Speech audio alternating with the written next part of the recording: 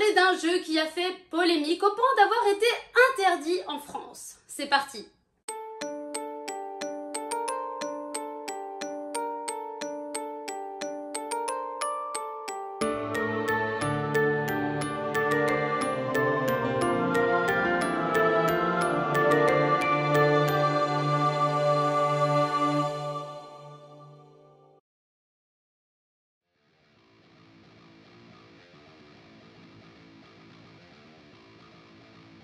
Il est très rare même, on n'a quasiment jamais vu un jeu vidéo, même considéré hyper violent, interdit en France.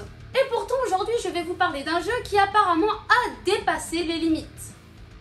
En effet, ce FPS violent et sanglant a été le théâtre de vraies polémiques autour de son développement.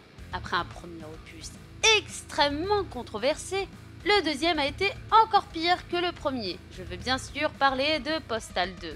Postal 2 est un jeu vidéo de tir à la première personne développé par le studio Running with Scissors en 2003 sur PC, et c'est la suite du jeu Postal sorti en 1997. Le jeu a été interdit de vente dans de nombreux pays dont la France à sa sortie, à cause de son contenu jugé violent, raciste et tellement plein d'autres choses. Déjà, penchons-nous sur le premier opus de Postal sorti en 97. Ce run and gun était déjà controversé. Déjà, le monde du jeu vidéo dans les années 90 ont été très souvent pointés du doigt pour leur violence, comme Wolfenstein, mais aussi Doom, et les jeux vidéo étaient presque toujours mis en relation avec les tragiques événements qui survenaient à cette époque, comme les tueries de masse ou les viols, les meurtres, etc. Donc un jeu nous permettant de tuer ouvertement et librement des gens innocents, c'est sûr que ça allait pas forcément passer tranquillement. Commençons par expliquer le nom du jeu vidéo. En effet, même le nom montre déjà que le contenu du jeu n'est pas un jeu fait de licornes et de bisounours. Non, non. Le terme postal vient ici de l'expression américaine going postal, qui signifie commettre des meurtres en masse et qui fait référence à une série de massacres perpétrés dans les années 1970 par des employés des postes aux États-Unis. Dans Postal 2, la violence est très omniprésente.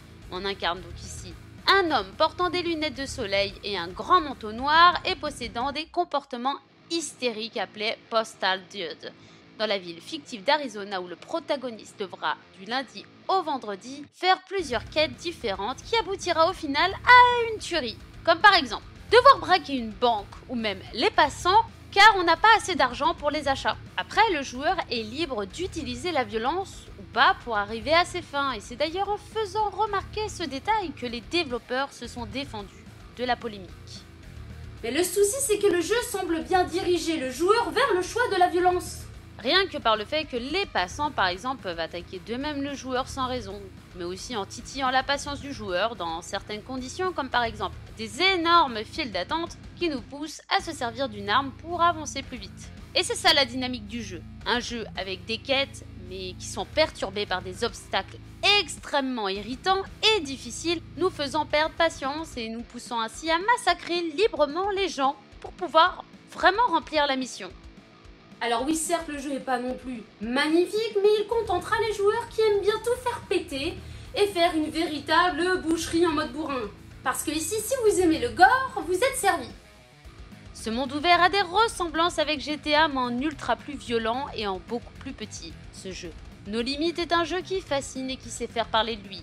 Il existe aussi un niveau caché présent uniquement sur Share the Pain, où une fois le patch 1337 installé, on découvre ce niveau caché situé dans un tunnel menant aux égouts, derrière la caravane du Postal Dude. Le lieu est habité par des milliers de fanatiques ressemblant à des talibans. Et en avançant dans le niveau, vous trouverez une arme bactériologique non connue, mais aussi des murs de prière. Un contenu donc assez polémique. Mais ce qui est aussi jugé extrêmement préoccupant et choquant dans le jeu, c'est que le joueur peut par exemple brûler des hommes, des femmes et même des enfants. Ou encore, on peut se servir d'un chat comme silencieux. Mais toutes ces polémiques serviront au final à faire le buzz du jeu, faisant de lui un succès sur internet. Mais aussi le jeu a été pointé du doigt et a relancé la polémique plus tard à cause de la tuerie au collège Dawson à Montréal au Québec le 13 septembre 2006 perpétuée par Kim Vergil. En effet, l'auteur du massacre jouait régulièrement à toutes les versions de Postal et s'habillait même comme le Postal de Hud. Petite anecdote du jeu, saviez-vous que le jeu possède un caméo de Gary Coleman qui fait une brève apparition durant une mission où le joueur doit obtenir son autographe? En résumé, le jeu est totalement immoral, politiquement incorrect, provocateur, blasphématoire, malsain, ultra violent et très sadique et j'en passe. Mais il n'est pas si mauvais que ça. Certes, c'est un jeu qu'on ne peut pas considérer comme beau, mais on ne peut pas dire qu'il n'est pas bon, si on arrive à mettre notre moralité et nos principes de côté. Voilà pour cette vidéo, j'espère que vous l'avez appréciée. En attendant la prochaine, je vous souhaite de bonnes games à tous. Si vous avez aimé cette vidéo, n'hésitez pas à vous abonner, à cliquer sur la cloche, à mettre un petit pouce bleu, et puis pourquoi pas me laisser un petit commentaire.